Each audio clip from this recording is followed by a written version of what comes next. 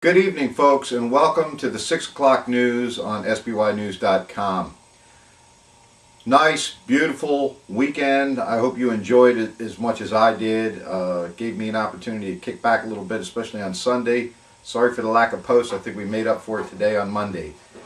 Let's move on here with some topics that I'd like to discuss. Number one of our viewers asked us to explain a little better the situation that's going on with the dump truck and the city council president making decisions and so forth without full council approval.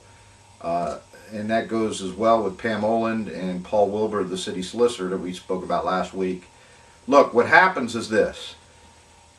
When it comes to certain items, especially one of a value of $100,000, this is an item that needs to be brought in front of the city council, and a majority vote needs to be placed on it. In fact, I think in this kind of adjustment, it needs to be a 4/5 vote. 4 out of the 5 council members need to approve it. That did not get done, and that's what makes this allegedly illegal. I'm not a lawyer, but I have spoken to lawyers about it, and they're saying it's out of line. So when it comes to the council and it exposing these kind of things, we had a lot of these same situations happen with the Salisbury Fire Department in the past, as well as some other city purchases for other equipment. And that's why it's being brought up over and over again, and it's being challenged. So hopefully you can better understand that Councilwoman Cohen and Campbell, they were just not aware of this item. And you can't sneak these items past and have a council president frivolously signing off on documents, as well as it's underhanded, and we have checks and balances along the way in government, whether it's local city government all the way up to the feds, to make sure these kind of things don't happen. And hopefully Mayor Ireton steps up to the plate and contacts Davis Ruark, because enough of these have happened. So hopefully we see some changes there. Another major topic that came up is the Salisbury Fire Department. We put up a poll question, a survey question over the weekend, which got more attention than I really thought it was going to get. But anyhow, the Salisbury Fire Department is making the attempt to have an engine replaced in a Ford Crown Victoria 1994 series. This vehicle, so I'm told, has been run to death. It has all kinds of issues other than just the motor. And what happens again, folks, in the past would be the Salisbury Fire Department, the leaders, I should say, this has nothing to do with the firefighters, but the leaders of the fire department have repaired equipment like this, thrown new motors in it, and at the end of the year, or fixed equipment, I should say, and at the end of the year, they put it up for surplus, and someone comes along and picks it up for $250, $500. You've got a fire truck that simply needed a $3,500 engine put in there. Some are saying it didn't even need an engine, but Gordy and C wanted it out of the fleet, allegedly.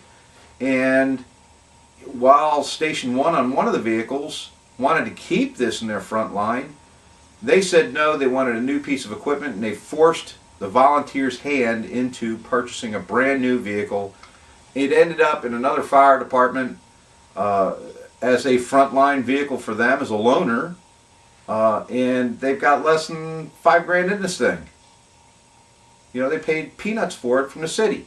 So here's a $35,000 to $50,000 piece of equipment, got sold for $3,000, $4,000, $5,000.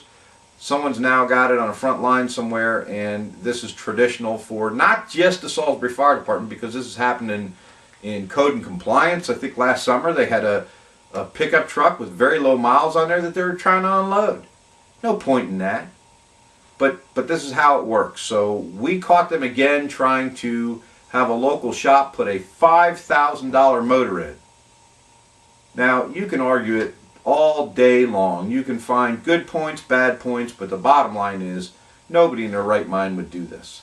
So hopefully with that post, it raised enough attention to the mayor that they're going to pull this from this work from being done, forgive me, and move forward with trying to get some kind of accountability within the fire department, because these people, you're operating a business. Act like it. Stop throwing away taxpayer money just because you want new or you want this, you want that. Enough is enough with the fire department. It's over. I'm going to keep digging on this fire department like there's no tomorrow because they are out of control. We've got a police department who needs cars. Heck, for a period of time there, they had 2 brand new vehicles sitting in their parking lot. They needed the lights put on, and they couldn't afford it. Public safety, I can't believe that. But the fire department keeps getting gifted money, grants, the whole 9 yards. $1 million fire boat to cover less than a mile of water in the city of Salisbury? Come on, this is just getting ridiculous. These guys need to be stopped. I'm going to close out today's program with this. I want to be open and honest in reference to the health insurance debate that's going on about referencing the city council. Look, no matter how you look at this situation, the bottom line is the council members are basically like consultants. They're not full-time employees of the city of Salisbury. They're not paid to be full-time employees of the city of Salisbury. Therefore, they should not be gifted health insurance at the taxpayer's expense. And like I said in my post today, everybody knows I love, adore, appreciate everything about Debbie Campbell and Terry Cohen. I think what they've done is so honorable for the city of Salisbury and the citizens, it isn't funny. And if anybody deserves it, they do. However, it's a business. And in business, Barry Tillman, back in the day when Michael Day became part of the city council and was ousted by Debbie Campbell, Barry Tillman got ticked off. But before she did, she made sure that health insurance was gifted to Michael Day, and it was never qualified for in the past. Perhaps another questionable legal move on the former mayor. But as soon as she started stepping down, she did everything she could vindictively to try and remove Debbie and Terry's insurance. And they have children, folks. So if they want to step this out gradually, I'm all about that. To just take it away out of nowhere, it's wrong.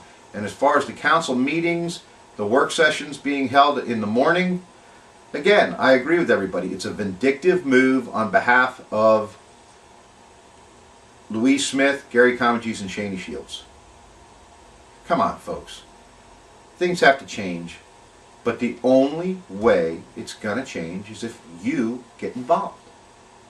You have to. The only way we can make changes. We can sit here and put this stuff on Salisbury News all day long. You can sit there and write to Salisbury News and complain about it. But the bottom line is, until you go to council meetings, until you start writing letters to the mayor and letters to the council president, these things aren't going to change. And you know, more importantly, until you get out there and vote.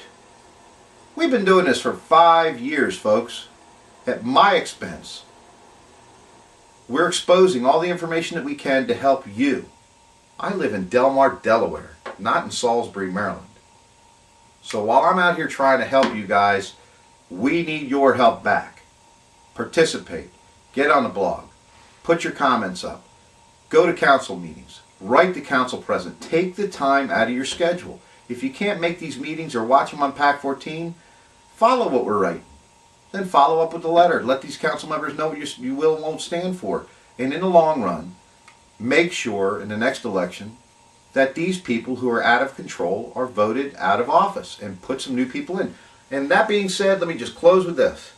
We need quality people to run. Not people with special interests. There are no special interests for Debbie Campbell. There are none for Terry Cohen. None. Name one. Come on to this post when you see it. Name me one special interest that they have. Gary Comegys, fire department. And what's going on with that fire department, as he calls it? They're getting everything they want. $14 million fire department. A warehouse with walls, for crying out loud. $14 million. Hasn't been one like it in the country, for crying out loud. But this is Salisbury, Maryland. They don't even pay that kind of money for a fire department in Manhattan. Not even in Beverly Hills, California. Ridiculous, folks. Get control of your local council. Make some changes. Get out there and vote. Thanks for coming here tonight. We will see you tomorrow. Have a great evening.